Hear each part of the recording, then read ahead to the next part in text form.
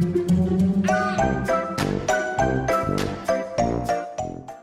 guys, Sandy here. Welcome back to my channel. Today I am playing with some Brutus Monroe products. I am using this Flowered Heart, which is the November die of the month.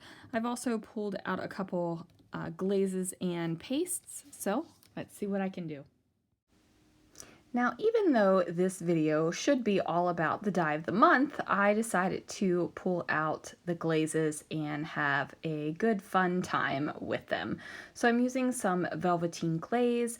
I'm also using some Glitter Glaze, which is my absolute favorite. You guys know how much I love the Shining Shimmering Splendid.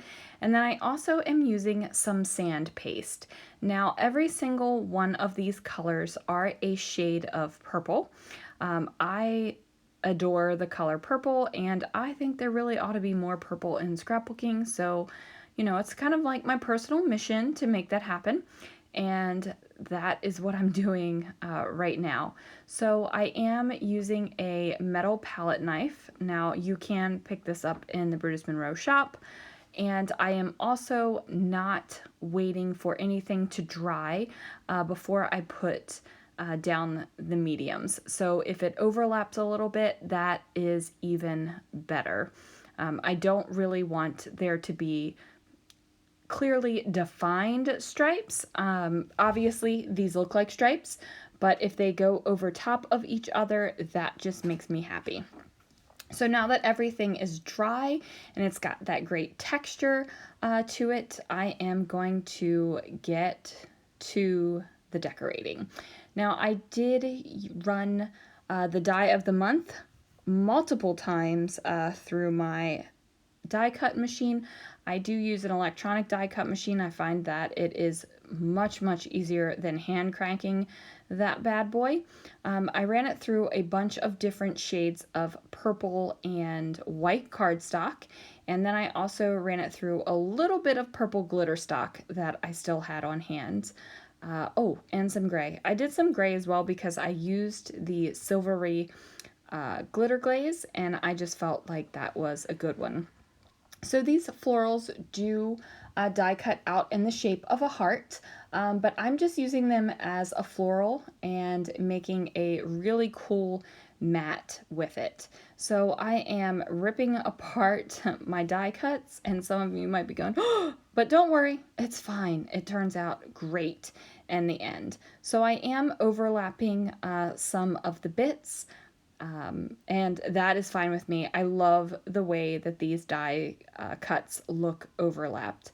I think that it adds fun texture, and it's just a lot of fun. Now, this is a photo of myself wearing my vintage 1980 original Parch shirt that I received for my birthday this year. And I totally took the purple out of the photo to make this layout. Usually I just go, you know, with whatever I'm feeling, but this time it was a conscious effort to bring purple into the scrapbooking and use that color that is on my shirt. Now, I am using the black glue from Brutus Monroe. Right now, there's no purpose for me using the black glue. I'm not using anything with black die cuts, but it was in front of me, and it's a good liquid glue, so it is going to hold. Now, I always use a liquid glue when I am gluing on top of glitter glaze or glitter stock or any of the Velveteen Glazes or anything like that, because like I said, they have a little bit of a texture to them, so a liquid glue really bonds the paper to that textured surface much better than like a tape runner or an ATG or something like that.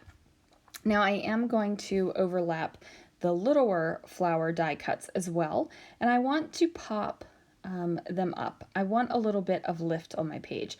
I definitely have a ton of texture already with all of the glazes in the background and the overlapping die cuts with all the different colors, but I wanted a little lift. I wanted something to be popped up ever so slightly.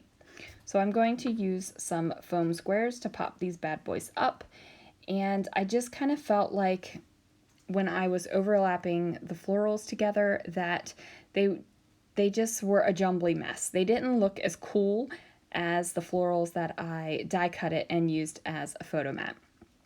So I just punch out a white cardstock circle, and then I kind of use that to cover up that jumbly mess so you don't see all the flowers where they overlap and connect together. And I love how that turns out.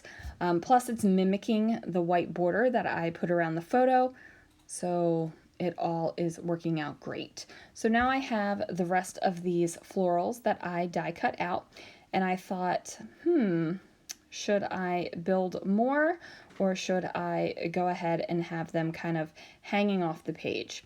While I'm deciding that, I pull out some gray foam letter stickers from my stash, and I just spell out the word 40 because that is what I turned to this year.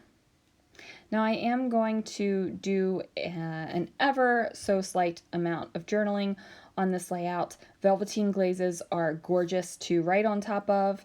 They're really easy to write on top of. Not like a glitter glaze. Can't really write on top of a glitter glaze too easily, but the Velveteen glazes work great. So now I'm just trying to figure out what I want to make happen with the florals. I'm like, do I want to add more? Do I want to pop another one up? How do I want to handle this? Now I do get my sticker maker because I find it really easy to do these very thin die cuts. It is super easy to run it through a sticker maker, or if you have something like those die cut sticky dot sheet type things, really easy. You don't have to worry about your wet glue squeezing out or anything like that. So I do go ahead and make sure that they are hanging off the page.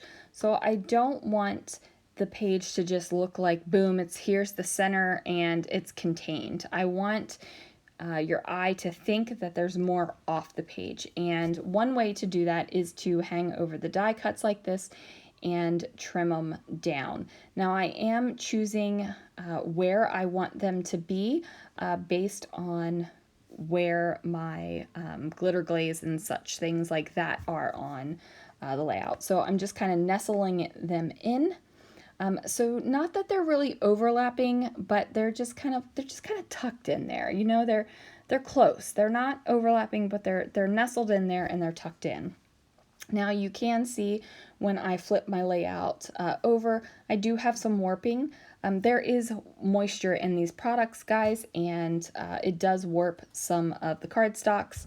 I'm just using a regular old plain white cardstock, nothing special about it, so it does warp a little bit more.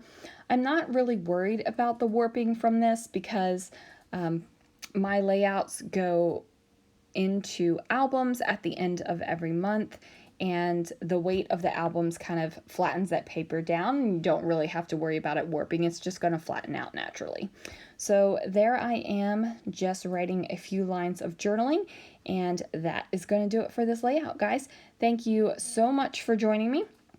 You can check out the die of the month and the other products I used in the links down below, and I will see you guys again real soon for another video.